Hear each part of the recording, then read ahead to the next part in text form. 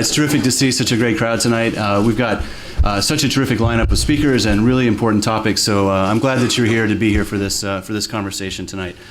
My name is Erik Owens, and I'm the Associate Director at the Boise Center for Religion and American Public Life. And it's always my privilege at the beginning to remind you to turn off your cell phones so that they don't interrupt our conversation here.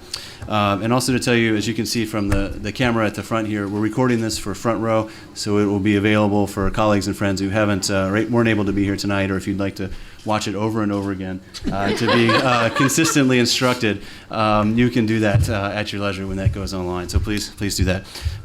Quickly, I'll announce that tomorrow the Boise Center is hosting a lunch in honor of William Stuntz, an amazing human being and scholar of criminal law and Christian legal theory at the Boise Center. If you're interested in coming, please email us. And next week we also have a lunch on Iran and the Arab Spring, Tehran's love-hate relationship with people power. And we have the bureau chief, Middle East bureau chief for the Christian Science Monitor, who will be speaking. And space is limited for both those, so please email us if you'd like to join us. We serve a great free lunch as well, so please join us. But today you're here for something else, and I'm happy to get introductions started. As we mark the 10th anniversary of the 9/11 attacks here in the United States, the question of evil is not far from the minds of any of us, I think. What happened that day, the carefully planned killing of thousands of innocent civilians, was clearly evil in any meaningful use of the term. But what to do about it? That is the hard part. In a military sense, we've clearly done a lot. We've launched 2 major wars in Afghanistan and Iraq, as well as a more nebulous global war on terror, which is capitalized in the government, as I understand it. We've arguably restructured the extent of civil liberties in this country, ostensibly trading privacy for security and the presumption of innocence for preemption. But are these the right responses to the kind of evil that we faced on 9/11? Alan Wolfe's new book, which you saw outside, argues that too many of us have made a category error in the way that we understand the evil of terrorism. We confuse or conflate different kinds of evil in the world, to the detriment of both our ability to understand what happened and our ability to combat it. If we are to respond effectively to evil in the world, whether in the form of terrorism, ethnic cleansing, genocide, or the systematic use of torture, we've got to understand what we're dealing with and what we're not dealing with. This book is Professor Wolfe's attempt to set us straight on that point, and on many others as well. It's a provocative and profound book about complicity, responsibility, realism, and intervention, about the power of narrative, and of course it's about evil, lots and lots of evil.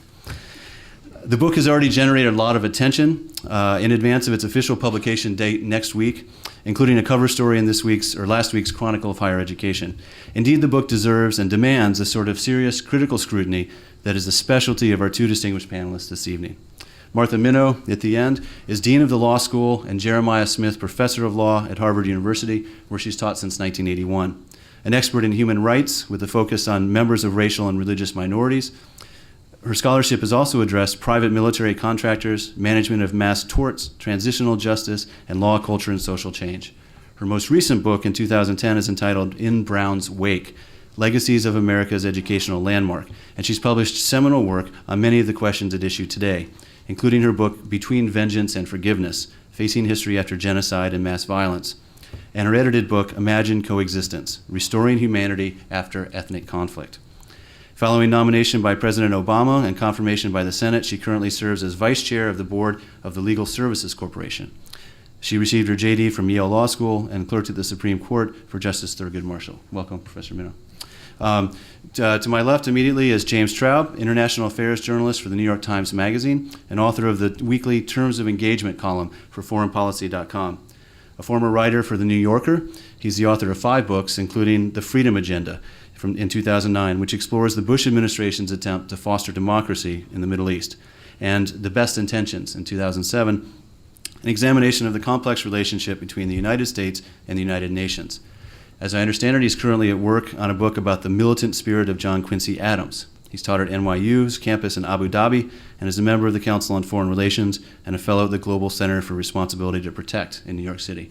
An important conversation point for tonight as well. He's a graduate of Harvard College. Alan Wolfe at the center is the founding director of the Boise Center and professor of political science here at Boston College. He's the author or editor of more than 20 books, including The Future of Liberalism, The Transformation of American Religion, One Nation After All, and of course, Political Evil. what it is and how to combat it, which will be released next week from Knopf. And it's available for sale outside. Widely considered one of America's most prominent public intellectuals, he lectures widely in the US and Europe and is a frequent contributor to the New York Times, the New Republic, and the Atlantic. He spent the last spring as the Wynant Professor of American Government at Oxford University's Balliol College, so it's a special pleasure to have him back on campus this fall. His PhD is from the University of Pennsylvania. So our format this evening will be familiar to all of you who have been to our Author Meets Critics events. Professor Wolfe will begin with opening remarks about the outlines of his book, and our critics will each have 15 minutes for their remarks. Professor Wolfe will have about 10 minutes in response, and then the remaining 40 minutes is yours to discuss and interrogate all of us at the panel. So I know you're eager to get started, and let's begin with Mr. Traub. Oh, you want me to go before? I thought we were going to begin with Alan. I'm sorry.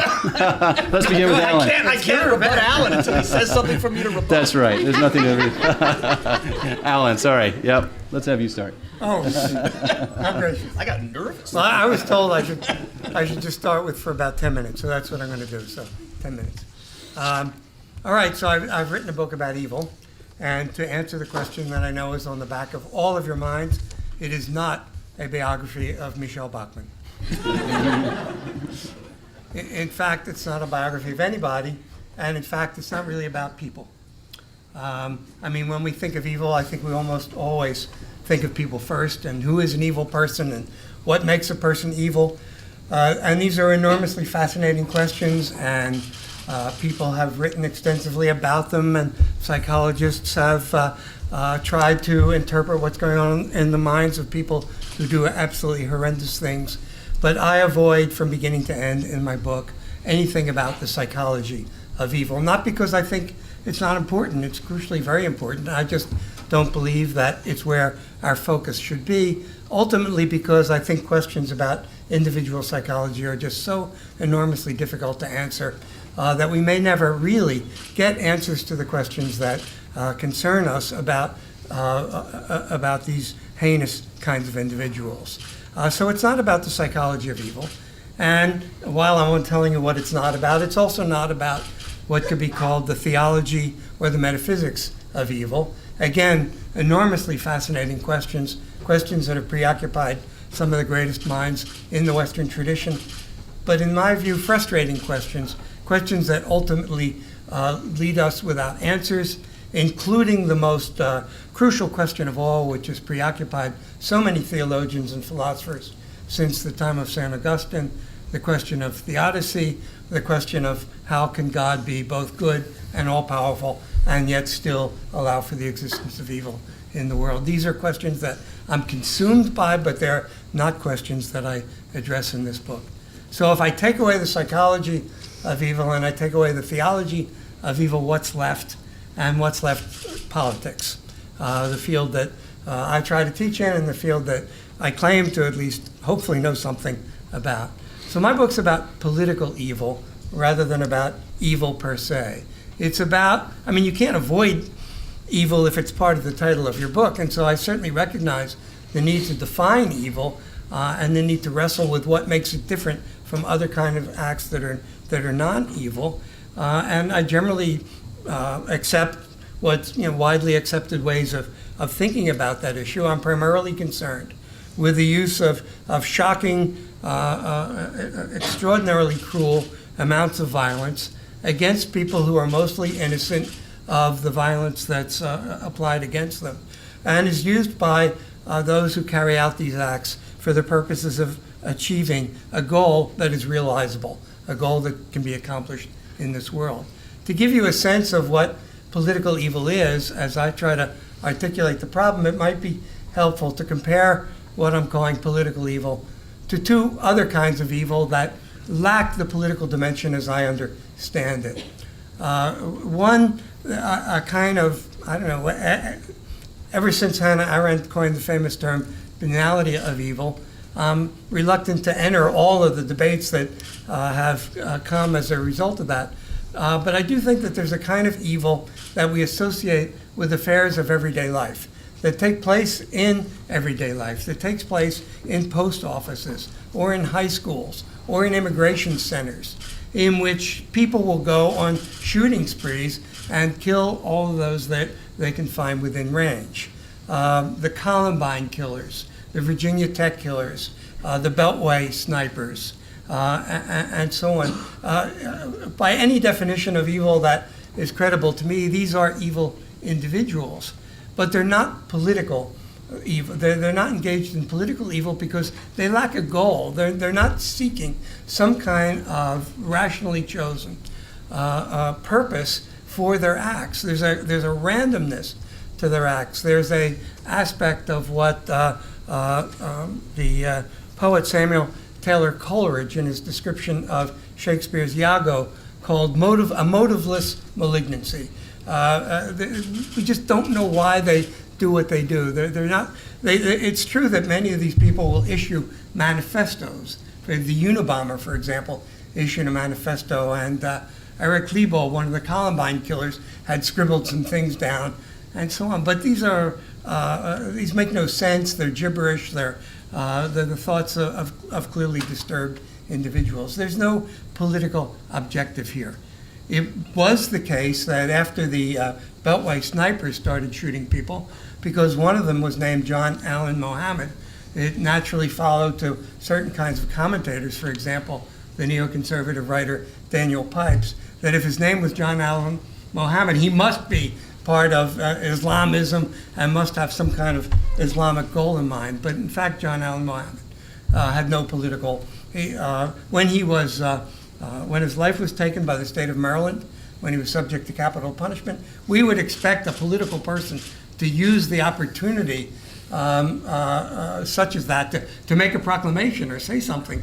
But John Allen Mohammed said absolutely nothing at the moment of his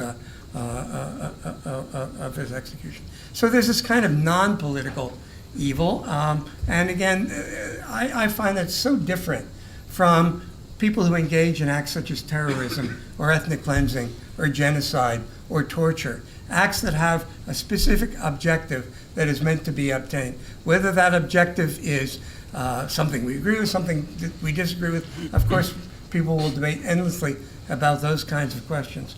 But there is a purpose, there is an objective. And that's one thing that makes political evil for me a fascinating topic, because I don't know that we can do very much about changing people, but I think we know a lot about changing acts. I argue in the book that acts are easier to change than people. We can establish ways of trying to influence people to act in a different way. Whether we can drive the evil out of them is a whole other question that I'm not sure we can, and I'm not sure it really matters. If we can get them to stop doing their political acts, we've achieved something, irrespective of whether we expose them to therapy or allow them to find salvation in a God or any of those kinds of things. I also, however, in my book, differentiate what I'm calling political evil from what, again, to cite the great 20th century writer on these subjects, Hannah Arendt, called in her book, The Origins of Totalitarianism, radical evil. The kind of evil that resulted in the Nazi extermination camps or the gulags under Stalin, or the show trials under Stalin, or the ethnic cleansing that took place under Stalin. These kinds of figures are certainly political by any definition of the term. They could teach Machiavelli a thing or two. They were both supreme masters of the arts of politics. But if politics is about achieving realizable goals, the goals that they established were never realizable. There was something otherworldly about them. Ridding the entire world of Jewry was an unachievable goal. Creating a classless society was an unachievable goal.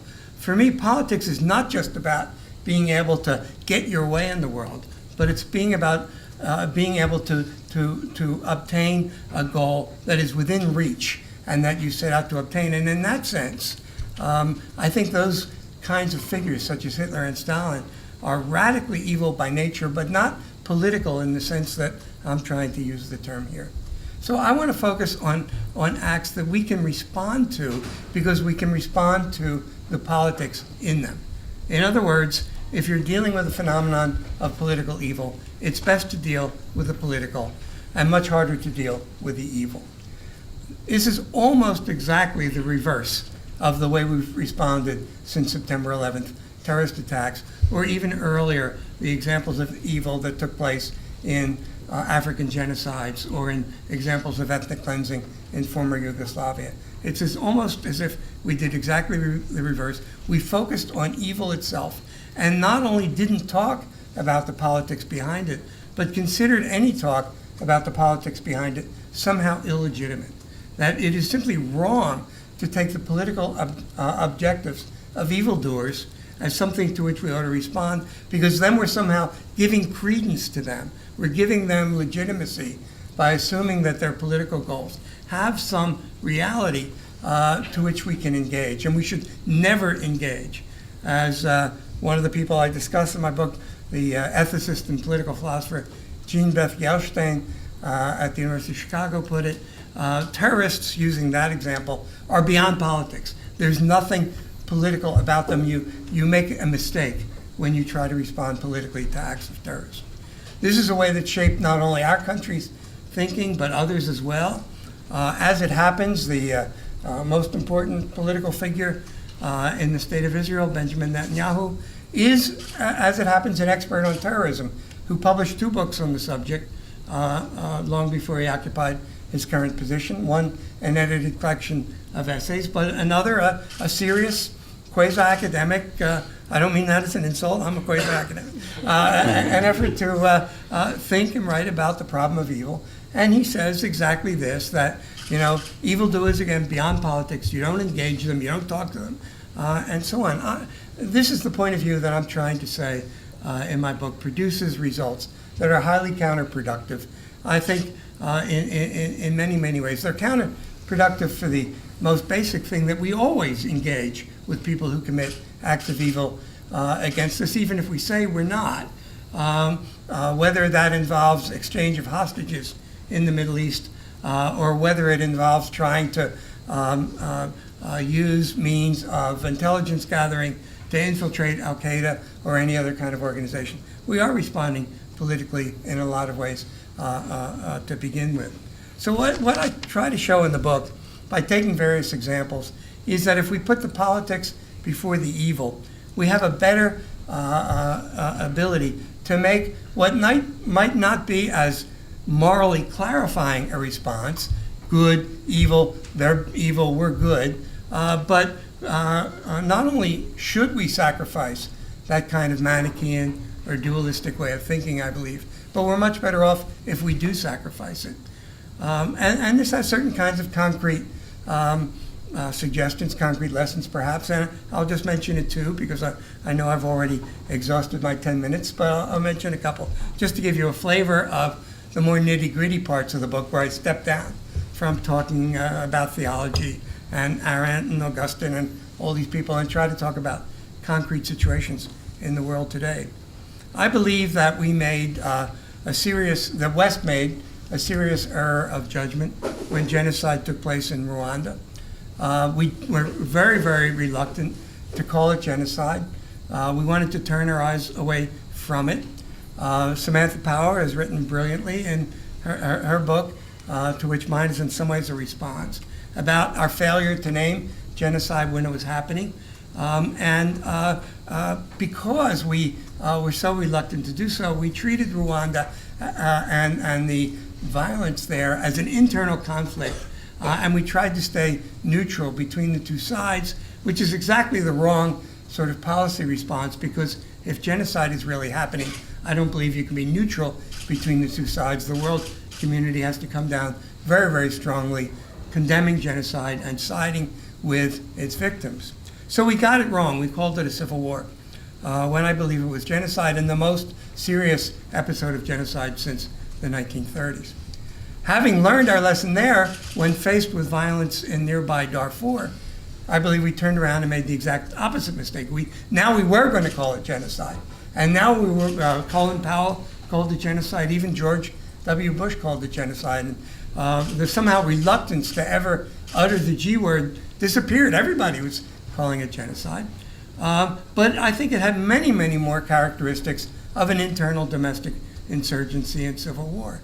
And so in then condemning one side, which is what you do when you find genocide, by taking that response in Darfur, I think the West wound up extending the conflict's life in many ways, because in that particular conflict, what was required was a much more even-handedness in our diplomatic efforts, other than outright condemnation. So that's an example of where I think focusing on the political rather than just condemning everything else as evil. The other great example was the events in former Yugoslavia. I have in my book a list of people, almost all of whom I admire and think are among the most insightful people writing on these topics, and all of whom I think got it wrong in Yugoslavia when they started comparing the Serbian very, very aggressive and very, very evil and unscrupulous man, Slobodan Milosevic, but started comparing him to Hitler. One of the people that has had a huge influence on my life, who I've known personally for many years, former New York Times columnist Anthony Lewis, wrote a column saying, you don't appease Hitler, you don't appease Milosevic. The Milosevic-Hitler analogy just ran through basically everywhere. These two individuals were as different, I think, as one could be. I think a moment's thought would suggest that ethnic cleansing is, almost by definition, the opposite of the kind of aggressive expansionism that we associate with Hitler, and the way Hitler tried to take over other parts of Europe that were in fact ethnically dissimilar to his own. Poland, Czechoslovakia, and so on. Ethnic cleansers are primarily concerned about ridding people of a different ethnic group from their own territory. They use awful, horrible, evil, violent, disgusting, rotten means to do so. But it is not the same kind of aggressiveness that we associate with Hitler. And therefore, all of the analogies that follow, Munich, appeasement, I have a whole chapter on appeasement. I didn't manage to get in Rick Perry's comment yesterday about how Obama's appeasing the Palestinians. But I certainly suggest that every day that passes by, there'll be another reference to appeasement, and that every reference to appeasement from here on out will be incorrect, misleading, false, and send us down the wrong path. So I'm going to end. This is what I try to do in the book. I don't believe, my critics may tell me I'm wrong here, I don't believe I'm reverting to a kind of amoral, or in the view of some people, immoral realism, a kind of Kissingerian realpolitik. I don't believe I'm saying that we should not intervene when there's serious evil taking place. I do think we have a responsibility to protect. I do think we have to take the problem of evil seriously. I do think our foreign policy has to be guided by moral considerations, and morality has to be at the heart of it. So I really don't believe I'm in that camp. But I know I'm no longer in the camp of neoconservatives, or in my own case, since I write for the New Republic, liberal hawks, if you want to call them that, or liberal interventionists, or liberal humanitarians, people who believe that not only do we have an obligation to intervene and a responsibility to protect victims of evil, but we should be doing so with some frequency, depending upon the writer, almost every example that comes up, but others a little bit more selective. So I try to walk a middle line here, and that's sometimes a difficult thing to do. I hope I've done it successfully, but now I'm going to hear why I didn't. And so, turn it over to you. Great, thanks. Jim, would you like to go next? Is that enough to work with? Yeah, thank you, Alan, and yeah, I'll try to satisfy your expectations here, and thank you so much for all coming, and I'm just really delighted to be part of this, and you will not hear from Alan, so I will tell you that this is a profoundly thoughtful book, which offers a critique of things which themselves may be familiar, but from a much, much deeper and morally serious perspective than you would find elsewhere. So it's a tremendously instructive book, and there are just lots of things that it throws light on, and sometimes quite painful light. I mean, Alan talks a lot about the error of what he calls secular Manichaeism, or Manichaeanism perhaps, which is the habit of basically seeing evil everywhere except inside yourself, dividing the world simply between an evil out there and then your own almost angelic good. And he argues, for example, that the kind of liberal hawks that he was talking about just a moment ago, who were in favor of the war in Iraq, bear an uncomfortable similarity to the super right-wing advocates of rollback during the Cold War, and that's a thought that gives one pause. And I think he argues successfully that it's the same kind of moral hyperbole or failure to see things in their true dimensions. He uses the word melodrama at one point, it's sort of moral melodramatizing. And I think Alan has a lot of important things to say about the failures of the response to 9/11. And if there is an example of this kind of simplistic Manichaeanism out there, it clearly is the way in which the Bush administration reacted and overreacted to terrorism. Even there, I think I would have a couple of cavils. I think Alan, in his eagerness to talk about this overreaction and therefore to show the threat in its true dimensions, it's very easy thereby to wind up minimizing that threat. So, for example, Alan says several times that terrorism has increasingly become local and that Al-Qaeda is no longer the representative, the sort of the true example of the threat we face, because most terrorism doesn't really threaten the United States. It has a more immediate and local threat. And I actually, that would be good if true. It may be true. It strikes me as unduly optimistic. I mean, Alan points out, for example, or says that the terrorism in Pakistan is chiefly something created by the Pakistani military. These folks served as their cat's paw in their fights against India. All true, but 10 or 12 years ago that was the sole truth, and now in fact Pakistan is beset by people who are dangers to the government of Pakistan, dangers to Afghanistan, dangers in some cases to the United States. And much though it might be nice if we could think of them as a purely localizable phenomenon, which doesn't really pose a profound danger to the United States, we don't know that that's so. And so I think that though Alan is right that the Bush administration has gravely overreacted in ways that actually has done harm in the fight against terrorism, sometimes an overreaction is justified. But I think what's fascinating about the book, and Alan talked about this at the end, is that it would have been very easy to write a book that we would have all agreed with, talking about how the Bush administration screwed up the war on terror and providing a kind of serious moral foundation to thinking about what everybody already agreed on.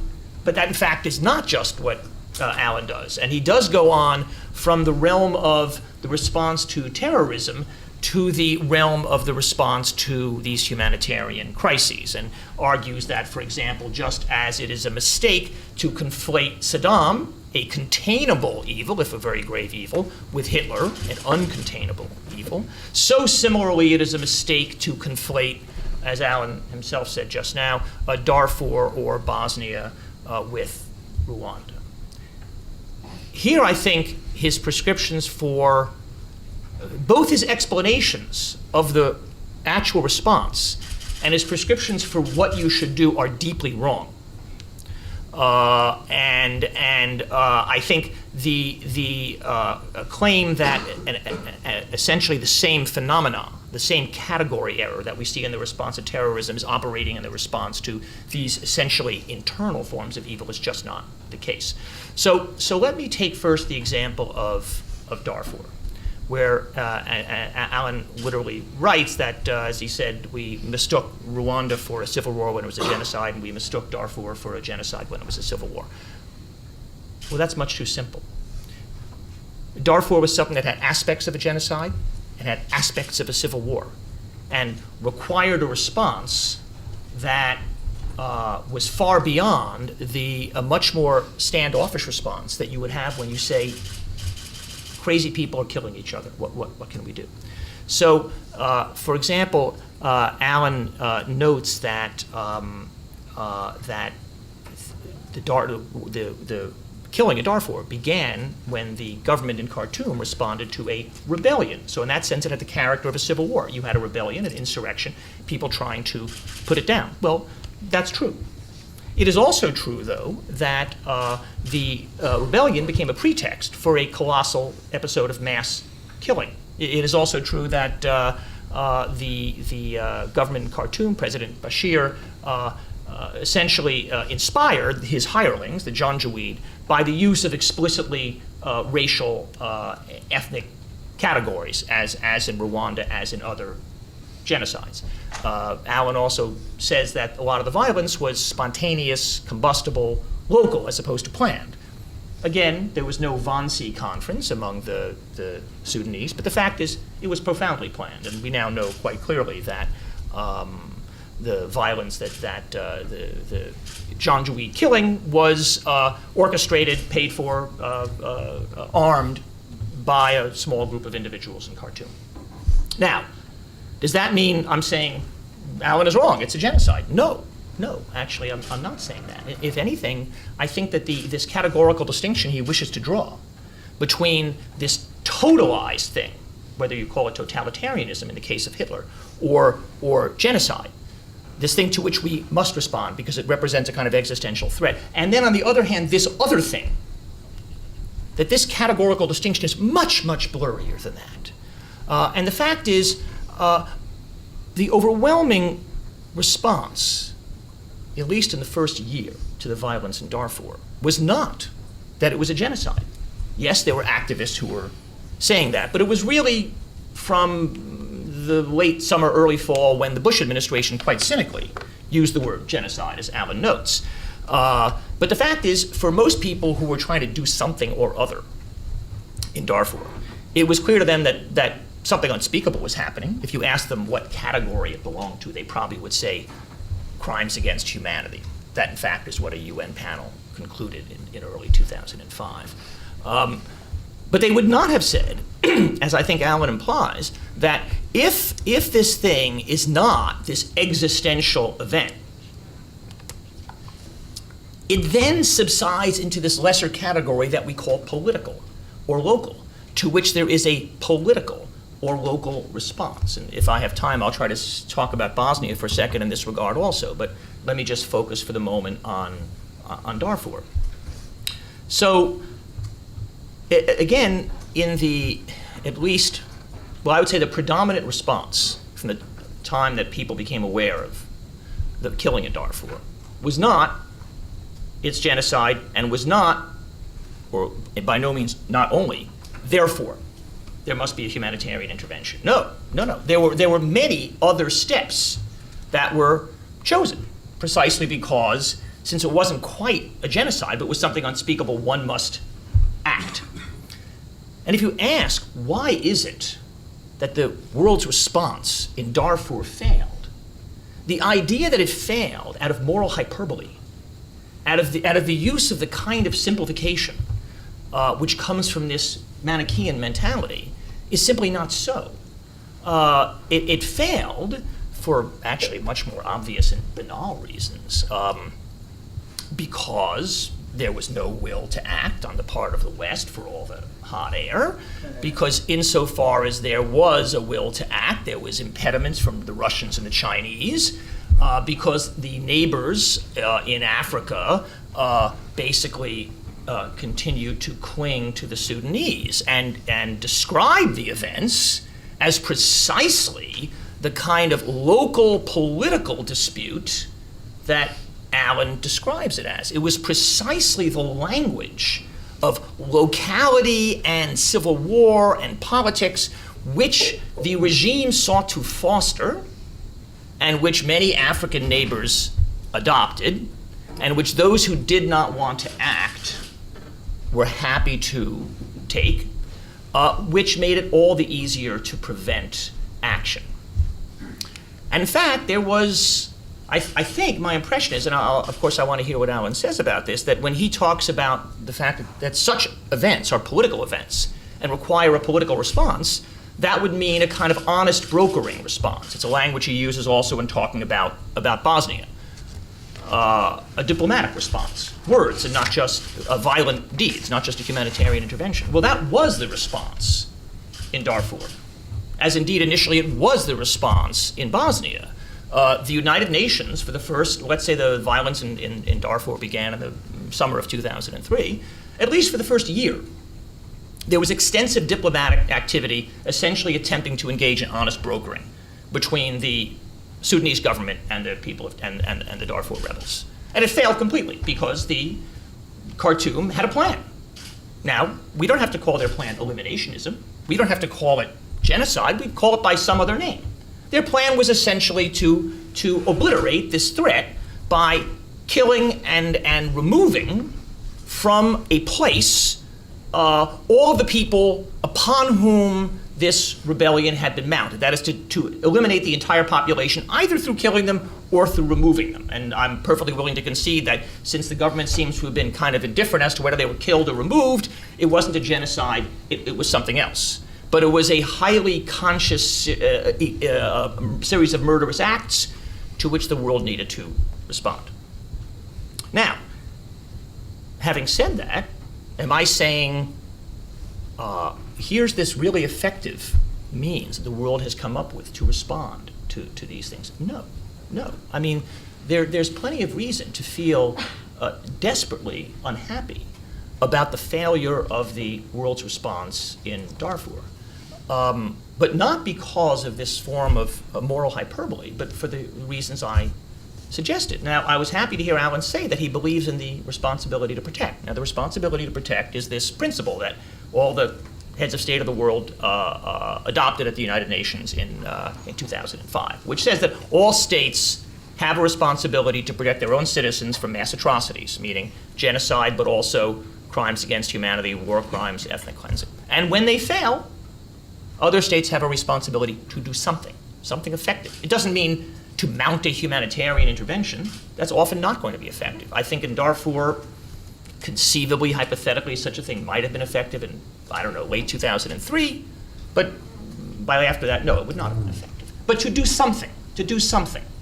And so that, to me, for all that it has failed, and for all that it counsels maybe lots of not terribly effective forms of action, is a far more powerful paradigm for action in the face of atrocities than this notion that we have these two categories of the ultimate, to which there must be an ultimate response, and then the local and political, to which there must be a local and political, and I would say therefore almost inherently failed response.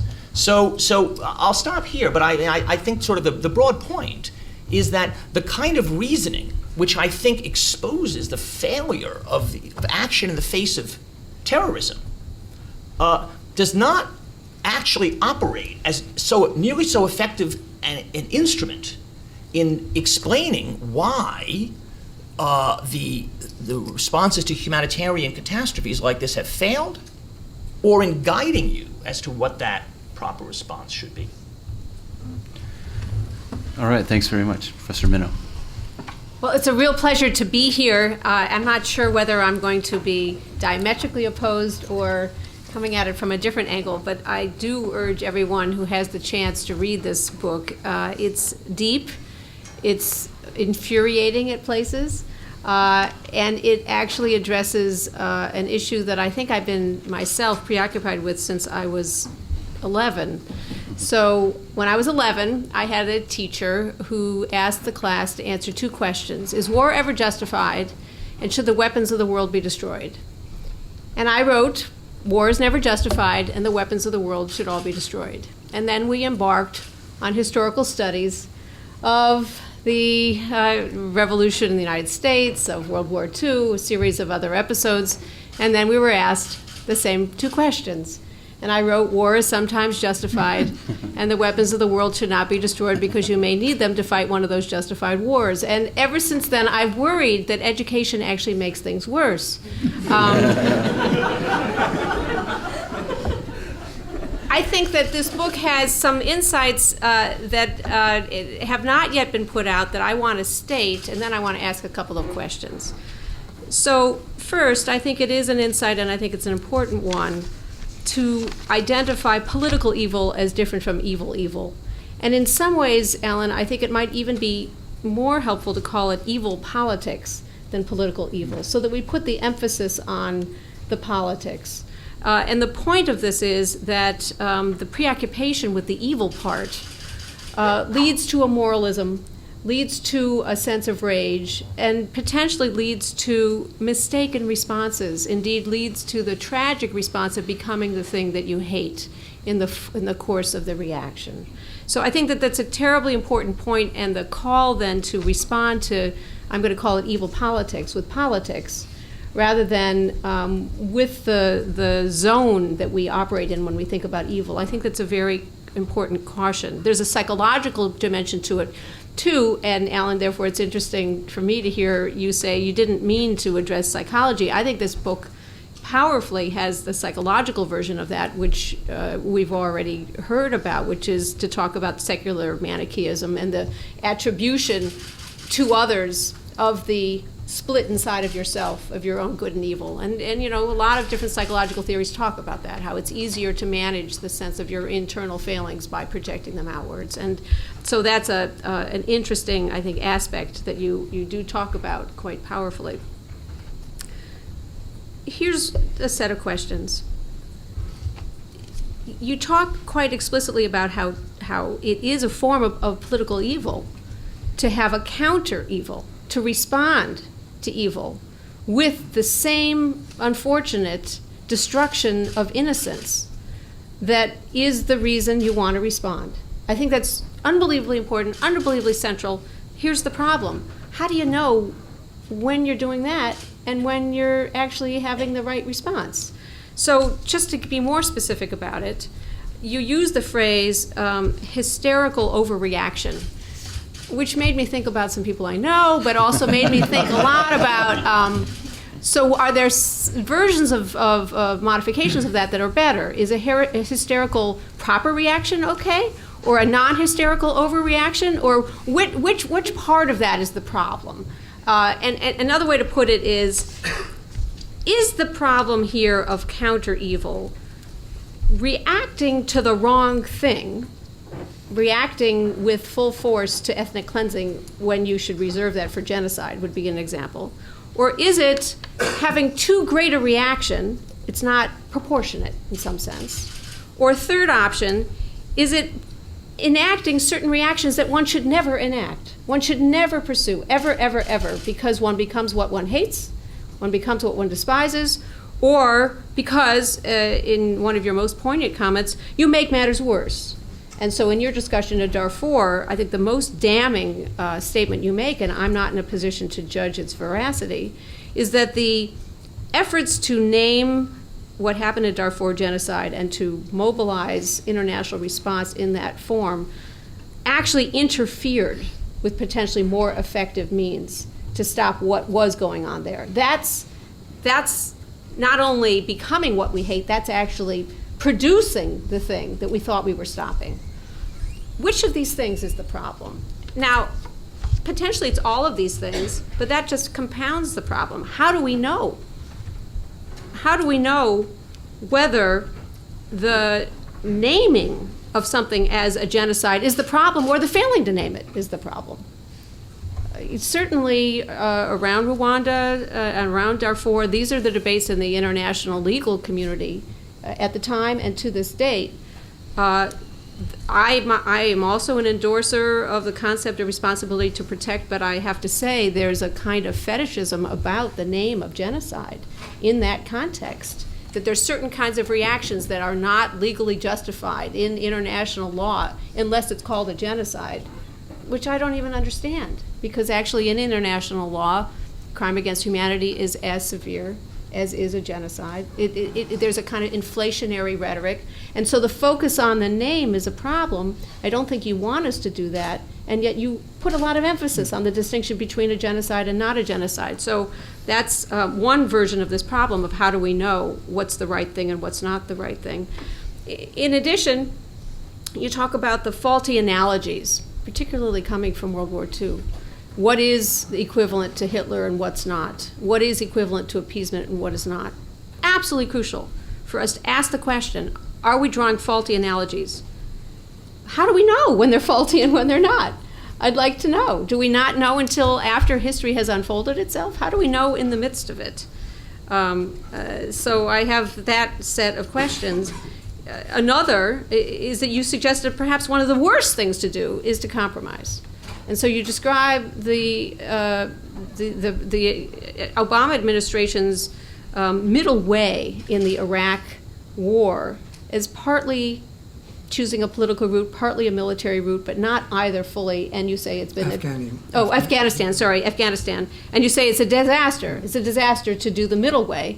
Well, isn't there a danger that a lot of the cautions that you urge us to consider will lead people to just the kind of caution that will produce the middle ways that you say could be just terrible? Another version of this set of questions could be put in the debates present in political science and some other fields about the precautionary principle as it has emerged in, for example, regulatory context, but increasingly in politics. Should we look at any risk, not in terms of its probability, but in terms of the severity of how bad the thing would be if it happened? And if it's really bad, then we should actually take precaution. People talk about this in the context of global warming a lot. Well, one of the wonderful responses to that mode of thought developed by, for example, my colleague Cass Sunstein, is that we have to take precaution against the precautionary principle, because we could take too many steps that could actually produce the even worse problems or other problems. It's another version of the question that I'm asking. So what to do? You suggest in various ways that we should deflate our rhetoric, stop using moralistic language, stop talking about evil in a way that whips people up into engaging in behavior that itself could be evil. And I don't disagree with that, except when I disagree with it, which is that sometimes we need to do that. Sometimes, unless we talk in those terms and we talk about the most and ultimate and terrible things, unless we do that, we can't motivate people to rally around political power to make a change. And so it's another version of how do we know when we should do it and when we shouldn't do it. It can't be that we should never do it. Moral language is very important to actually use and preserve in the right context. How do we know what's the right context? Another thing that you say we could consider are legal responses. Of course, my ears prick up at that point. You don't seem to like trials very much. International criminal trials don't seem to be up your alley, but you don't seem to like domestic ones very much either. You do seem to like the Gacaca trials in Rwanda. I'm not entirely sure why. I guess they're less expensive. Many people think that they're rather manipulated and at best. They don't use lawyers. They don't use lawyers, okay, there's the reason. Now I understand the attraction. How are we to understand these non-political, non-militaristic responses? Is there a proportionality here? Is there something about the domestic versus international that should help us find the right response? You do identify elections in a liberal democracy as a good response. That's how to hold accountable the political actors who engage in evil. And that seems awfully good. It raises the question, what if you're not in a liberal democracy? What are the means, both internally and externally? And at one point, you also suggested perhaps money or economic development is a great response. If only there could be, in the Middle East, a sense of shared economic prospects. That seems very tantalizing, and I'd love to hear more about it. I end up where I began, in 6th grade, wondering, is there a way to have some clarity here, or does it just get more and more complicated? And if it gets more and more complicated, do we ever know what to do? There's a Zen koan about the Zen master who says to the student, if you tell me not to, I will hit you with a stick.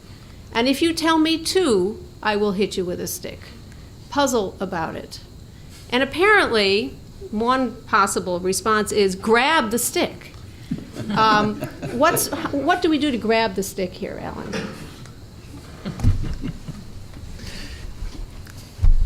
The floor is yours. Okay. Answering Zen riddles. That's not what I thought I was going to be called upon to do. Well, let me start with Jim Traub and then Martha. Thanks for the complimentary things you said, both of you. I'm very, very moved by them. They mean a tremendous amount to me. Book is just coming out. It's it may be the way men give birth, I don't know, but it's a lot of pain and a lot of happiness when it finally happens. So it's telling me there were nice things in the book. It's saying, oh, what a beautiful little baby you have. Jim, I think you really helped me clarify, even in the things you said that were more critical, helped me clarify what I was trying to do, especially with some of your remarks around Darfur. Yes, it's enormous. I mean, I think you put it extremely well. It sounds so simple when you say we need to make these distinctions, and being an armchair kind of speculator, far removed from ever having been to Darfur, I can spin them out, and this is genocide, and this isn't. And then when you get there, actually on the ground, as a reporter like you, you would see all kinds of complexities that you would then go back and read this book and say, this doesn't really correspond with the actual enormously complicated things that are happening in a particular time and place. And so while I say we need to focus on the actual local things, I haven't actually gone to these local places, and you have. And so I very much trust your reactions with respect to that. But that then, in turn, led me to realize, as you were talking, that while it sounds like I'm writing about Darfur, I'm not really writing about Darfur. This is not a book about Darfur or Rwanda. This is a book about how we talk about these things. It's a book about rhetoric. It's a book about the language we use when we talk about things. And so almost all the material in the book about Darfur is really about, did we get the language right? Much more than did we get Darfur right. And were I rewriting the book, I think I would make that much clearer, and thank you in the acknowledgments for helping me clarify that. So I'm not confident to say whether we got Darfur right, how we should have done it differently. To say I'm not an expert, it doesn't even begin to indicate how little expertise I have in the politics of Africa. But I try to think that I know something about American politics and the language we use in American politics. And there I stand by what I said, that the language we were using with Darfur was sending us off in all kinds of wrong directions. Now, you didn't make much of this. You didn't even mention it in your remarks, except very, very briefly. So I'll use my opportunity to respond. As I try to say in the book, the whole reason why I think it's important to make distinctions about these things, and especially to be careful about talking about genocide, is because genocide really is a form of political evil that is just categorically different from all the others. It is the most evil of all the evils.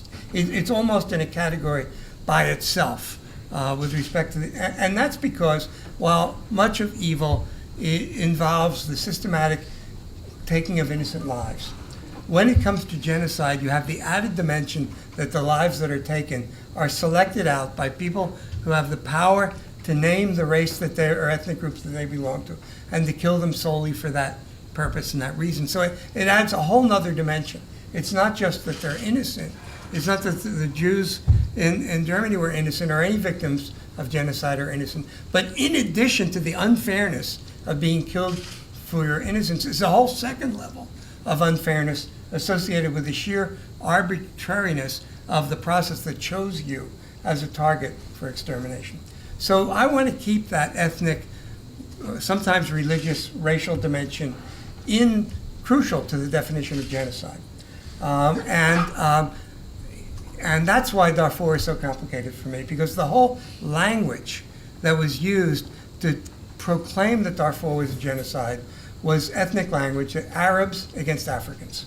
Arabs against Africans, that the killers were Arabs and the victims were Africans. And I just felt that to be a complete oversimplification. On the one hand, there I was relying on experts about Darfur who tell me that race in Darfur's ethnicity is much more complicated than that. But what particularly bothered me, because this is where I do feel I have the credibility to speak, is that when you start throwing around terms like Arabs in the United States, and in a discourse in the United States where since 9/11 calling someone an Arab then follows all kinds of association, that's what really bothered me about the anti-Darfur campaign. I mean, it was a campaign in which American Jews played an overwhelming role in Save Darfur. And the nice, the good, the explanation I want to believe is that Jews, having seen genocide before, were enormously sensitive. Never again. They were not going to let it happen again. And that's why they were involved. But the cynical side is you blame Arabs, you use the language of Arabs, and before you know it, your language you're using in Darfur is a substitute for language to be used to describe Hamas or Hezbollah or other people. And there was that transition that did take place in the language. And that's why I got my back up about it. And Martha, you also pointed to the passage where I talked about how in some ways the language makes it worse. And I think here was a case where I'm persuaded where the way we talked about Darfur raised expectations in Africa that an intervention would take place when it was never going to happen, not after we were already involved in 2 other wars in Muslim states. I think we sometimes don't understand here that you get involved in a campaign like Save Darfur, you call it genocide, that word actually gets back in Africa. And people say, those people in America think it's genocide. Surely they're not going to allow genocide to continue. So we're going to keep up our struggle. And in keeping up your struggle, you create that many more victims because you raise expectations that we're going to do so. So there's that side of the rhetoric that also disturbed me. I'd like to open it for questions. I can't respond to everything you said, Martha, but there seemed to be one general point, running throughout so much of it, and that is, how do we know? You did ask me very, very concretely about this chapter called The Politics of Counter-Evil, where I talk about the responding to evil by using evil means yourself. And sort of how do we know, is it disproportionality? Is it the thing itself? And so on. And there is one place where I address that specifically in the book, and specifically the question of proportionality and disproportionality, because that term is crucial to all of just war theory, and goes back to Augustine and all of those theologians that have thought about when is it just and under what conditions are things just. And I try to say pretty explicitly that in almost all of the efforts that Israel has used to respond to terrorism, disproportionality has been built into it. In other words, it's almost Israeli policy that we're going to kill X more numbers of them than they kill us. So that has happened, with respect to one event after another. Is that what made the Gaza situation that much worse? And I argue no, because if it's disproportionality, then Gaza's no different from all the others. But it struck me that something was different in Gaza. And for me, what was different was essentially a form of collective punishment. Punishing innocent people intentionally as a way of getting to the leaders that you can't touch. And that is a thing in itself, as I see it. And so that's how I would answer that question. But your other questions, and including the one from the Zen question, I don't know the answers. I don't think anybody does. It's not a book about answers in that sense. We can't know. And this has preoccupied me. Just like Jim's question about, I've never been to Darfur. How can I say anything about it? Well, I'm sitting here criticizing the language people used 20 or 25 years ago, 30 years ago. What right do I have to do that? So I can go back and say, look, they said all these horrible things about Milosevic. Now we know, I think, that Milosevic was becoming a burnout case, and so on. But how could they have known? Back there, when they were, Milosevic really did look like Hitler, didn't he? And so isn't it unfair to me to sit in my armchair and look back? And I thought about that a lot. And I was helped in this because one of the people I criticize in the book is someone I otherwise admire. He's a sociologist and a human rights scholar at Wellesley College named Tom Cushman. And he had written about the events there, and he was totally denouncing Serbia, denouncing Milosevic, saying the worst things about him. And I point out in the book that, okay, Milosevic really was that bad and so on, but there was this guy Tudjman in Croatia, and he was just as bad.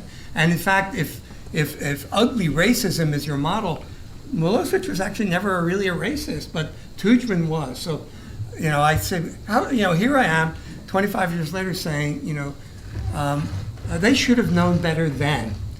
They should have been more balanced. They should have attacked. I mean, Tuchman doesn't even make an appearance in Samantha Power's book at all, except for one comment, which is remarkable, given what an ugly, evil man he was. So I criticize him. So am I right to criticize him for not seeing it then? Well, Tom wrote me an email and said, I was wrong. I should have spent more time. I fell for I fell for what was essentially a popular line at the time. So maybe you can know, maybe we should have thought more. And I guess that's the sort of basic lesson of the book. Even when we see a horror, we see a Gaddafi or someone like that, we need to think first. And I actually think we are doing that. I think we've started to do that. Can't say my book had any responsibility for that, because all this has taken place before it's out. But if we've learned from those mistakes in the past, then justice is served. You'll forgive me. All right. Well, thank you so much.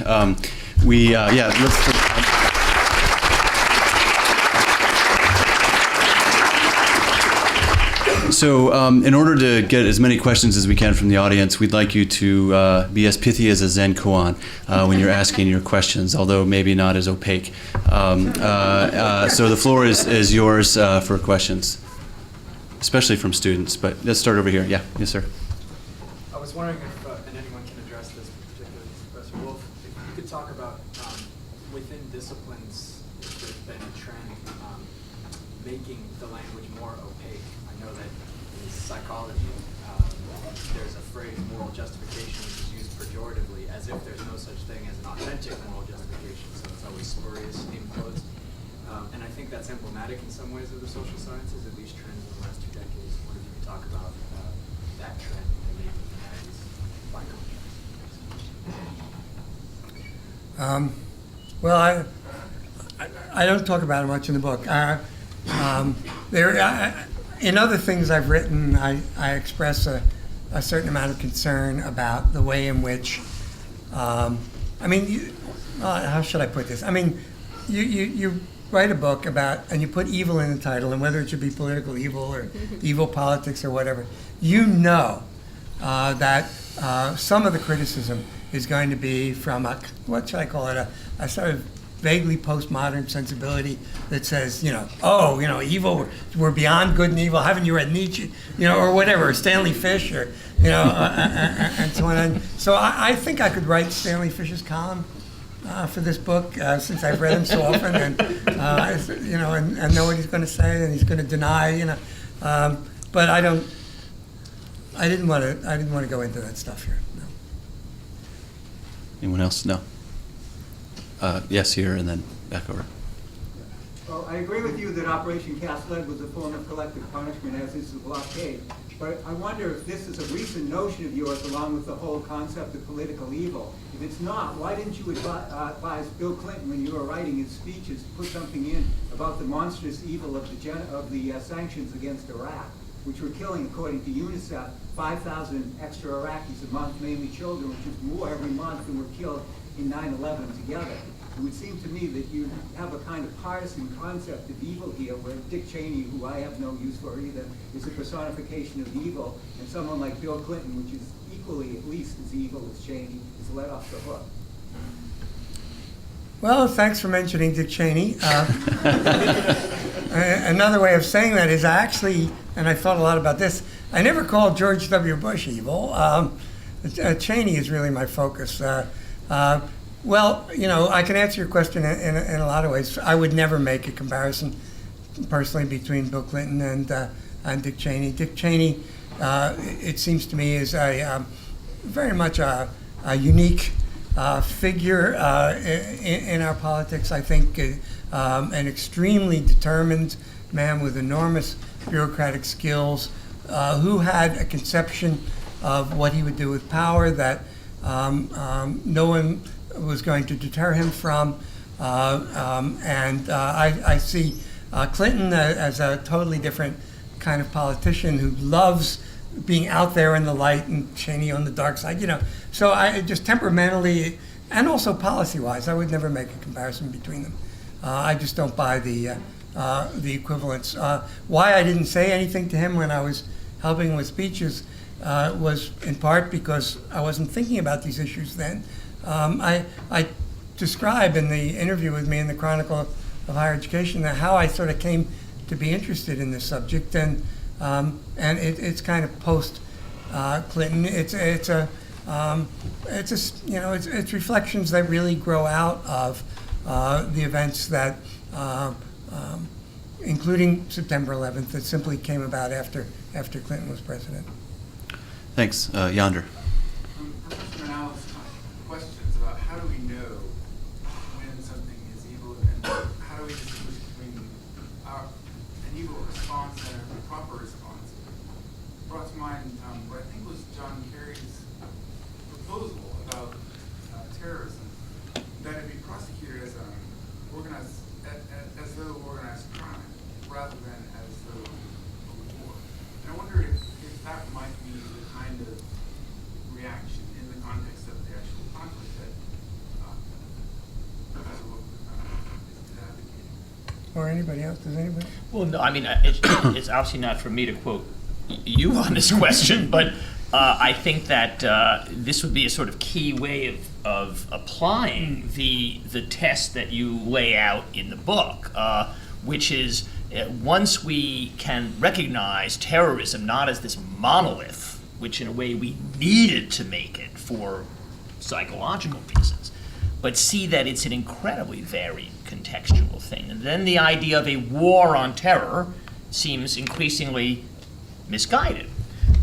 One of the things Alan says in the book that I think is really original, I had never thought about it before, and alas, I think he's right, is that while democracies are very good at mobilizing people in the face of a war, think about Woodrow Wilson speaking to the American people in World War I and overcoming their isolation, go to war, 5,000 miles away. They're oddly ill-equipped, says he, and I think rightly, in the face of terrorism, because you need the kind of response you're describing, which is to say, calm down, let's think about this really complicated problem. But the natural tendency is to move towards greater and greater levels of fear, panic, and therefore military readiness. And so, as Alan points out, Obama has wound up duplicating much of Bush's war on terror, maybe in part because he thinks it's right, but also because the public marketplace doesn't permit him to behave otherwise. So excuse the lawyer for saying that, yes, I think that legal response sometimes is helpful.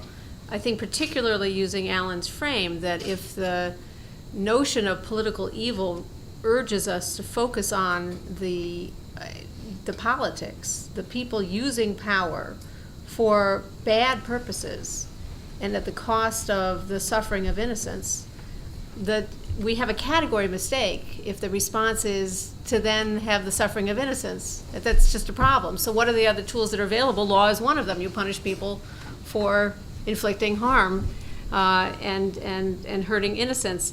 At the same time, there is, let's not kid ourselves, there are a lot of problems with trials. There are a lot of problems with prosecutions, and not the least of which is that they become part of the same mess. They become politicized themselves. They become tools of propaganda.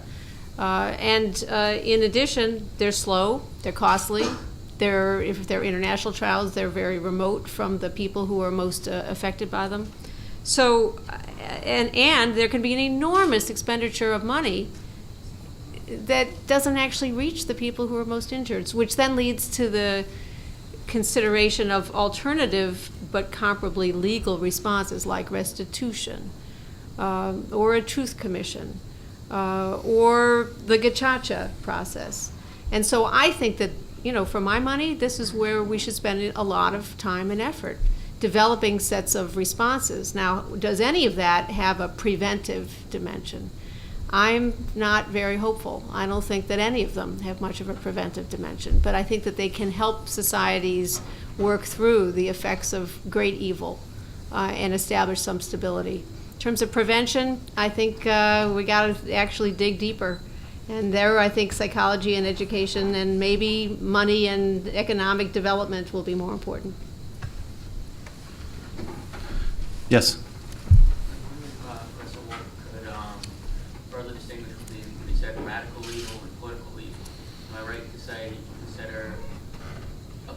Al-Qaeda to be political evil? Is that accurate, or is that all radical, or they seem to have the same kind of impossible goals as? It's a good question. I do say in the book that of all of the present examples of political evil facing us, I think Al-Qaeda comes closest to having that sense that their goals are otherworldly. Although others would disagree and say, no, their objectives, which is to take back the two holy cities of the Muslim faith, are might seem hard to achieve, but are theoretically achievable. But so I'm inclined to answer your question. Yes, this is as close as we get to radical evil. But now, what's Al-Qaeda? Are we talking about what happened 10 years ago? Are we talking about Al-Qaeda now? Are we talking about Al-Qaeda in Iraq? Are we talking about Al-Qaeda in Indonesia? And the various Al-Qaedas now, I think, are much more seeking as people who study terrorism have been enormously influenced by the University of Chicago political scientist Robert Pape, who talks about rational, strategically chosen aspects of even suicide terrorism. They're almost always a concrete goal to be realized. And so I think I would make a distinction between Al-Qaeda then, more radical evil, and Al-Qaeda now, less so. Yes, Joe. Two comments. One, I haven't read your book, so I don't know. What do you mean? Like it's full of What kind of friend are you? It's full of examples of places where we got it wrong and things didn't work. And I'm wondering, are there some examples in recent history where people have actually taken your approach and said, to some extent, these are political issues, that this evil behavior is kind of thing. Let's respond politically and see if it works. And one that actually came to my mind was sort of the intermediate Gaddafi. I mean, Gaddafi was this truly evil person, and Lockerbie and so on and so forth, and of course he ends up back in that same role. But in the meantime, I can't quite remember how, but I mean, the story on Gaddafi was he responded to what? I don't know, and it was sort of, in some sense, brought back into the international scene. And then the other comment is about Hitler, who I think is got to be almost everybody's number one in evil. And you're saying it's not so much political evil because the goals were unrealizable. Yes, eliminating world Jewry might have been impossible to do, but a lot of the intermediate goals struck me as actually they were plausible, like imposing Nazism on continental Europe. I mean, you pretty much did. Imagine if they hadn't attacked Russia, if they left England out of it. I mean, I shudder to think what might have happened to Europe with, truly evil goals, but somewhat more inconvenient. But even there, on the second point, people say that had Hitler not been so obsessed with killing the Jews, he would have achieved his military and strategic objective. In other words, the diverting the trains and the ammunition and so on. There are examples of successful responses. To take terrorism, for example, I can't recall offhand whether he's premier or prime minister, but Singh in India, in response to the terrorist attack in Mumbai, was urged, full-scale war against Pakistan, turn this into a crusade. And Amartya Sen wrote a beautiful piece about his response and how it was exactly the right response. He didn't inflame passions, and there hasn't been another similar kind of incident. Zapatero in Spain with the Madrid terrorist attacks, I think, also had a similar and highly effective response. So even, that's enormously hard as a political leader. Your people have been attacked in this way, and yet to maintain that kind of, I think there are lessons in there. My great hope for Obama was that he would follow those models. Rhetorically, I'd have to say he has. He has calmed down the language. You don't hear the same kind of speeches. I think, if anything, the speech he gave in Cairo was a clear signal that we're going to do things differently here. Then, not only have the policies been sort of copies of Bush, but some of the speeches too. The Nobel speech was actually quite hawkish. The Nobel speech could have been uttered by Bush or Cheney, I think. It was too Manichaean for my taste, an odd choice of a topic, I think, for a Nobel Peace Prize. But If I could just add one thing about Libya, not the intermediate Gaddafi, but the final Gaddafi. It's interesting to think about the world's response with the bombing in Alan's terms, because it actually was a kind of, turned out to be a proportional response. Though the part that strikes me is that in the book you ridicule, as we all enjoy ridiculing Bernard-Henri Lévy as this kind of, tourist of genocidal zones. It was only because, not only, it was in no small part because this character ran around with his hair on fire saying that this is just the worst thing in the world and what is France if we don't respond, that he kind of goaded Sarkozy into responding. So, yeah, I think that, this also goes to a point Martha made. Yes, it's all hyperinflated language and it's inappropriate, and at some point Alan remarks that even people who are right, they get tiresome. Okay, so he's tiresome, and he's Béachel and he's irritating and he goes on TV. Okay, but if it was actually his hyperbolic rhetoric that caused Sarko to do this, that then caused NATO to do this, that led to, we don't know, we hope, a much better outcome, then it's okay with me. except the only evidence we have that it was BHL's influence on Sarko comes from BHL. No, I think if you put Sarko under I think actually no, the French generally view Béachel as having cornered Sarko on this one. David. But that last exchange gets at something that I've been thinking about throughout the last hour, which is the varieties of national discourses on evil and the ways in which Singer-Zapatera can go in one direction, yet in particular the American politician has certain limits on what's possible. And I wonder, in particular, your thoughts on the North American liberal interventions, the liberal hawk, and what is the particular dilemma of the liberal hawk, what is illuminated by the liberal hawk in terms of the limits of what's voiceable, what can be brought to the public sphere in the marketplace, as Jim described, in not just today, but over the last 60 years, going back to World War II. What are the limits of discourse in the U.S., especially when you think about liberal hawks? Well, Martha mentioned the Obama response to Afghanistan, which I'm critical of in the book, although now might not be quite so, because it hasn't. I was really worried that the escalation would lead to further escalation. And my sense, and it's from reading Bob Woodward, we all get our information about these decisions from, was that by this point, Biden, who was known as a liberal hawk maybe, had basically come out against an extensive, was sort of standing up to the McChrystal and I guess Petraeus advocacy of a much more heavy military involvement.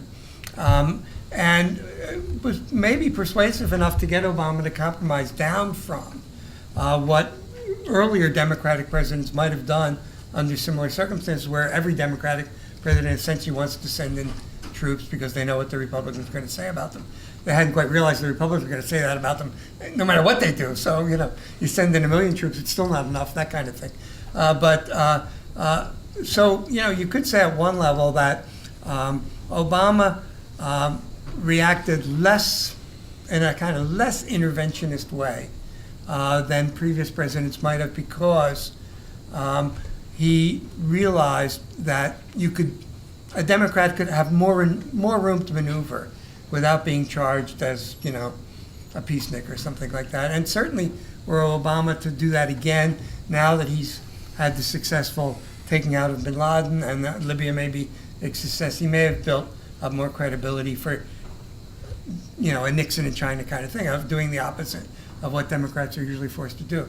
So that's one possible interpretation. When I was writing and looking at it, why are we sending these 30, 40,000 troops anyway? The surge analogy just struck me as incredibly flawed, by the logic of Petraeus' own doctoral dissertation. The number of people we would have needed to reproduce the surge in Afghanistan compared to Iraq would have been far. And I just got the sense that 40,000 Americans who otherwise might have been home with their families and enjoying their children were being sent to Afghanistan, were risking their lives solely because a Democratic president could not have sent them. And that's just a brute fact of American domestic politics. So the limits in that sense really are still there. Now that may be too cynical. And I'm, again, not the, when it comes to situations like that, you have to listen to the experts and so on. But given what had happened in Iraq, it seemed to me that a course of not trying to reproduce that situation might have been the wiser one. Any final? Okay, we'll take one quick question. One more. Yep. I guess one question I have is, it seems like the war on terror is obviously different from other wars the U.S. has been involved in for many reasons. But I guess one of the reasons that strikes me is there seems to be no real end date or anything like that. I mean, even yesterday, the former president of Afghanistan was assassinated. But I just had a question in terms of executive power.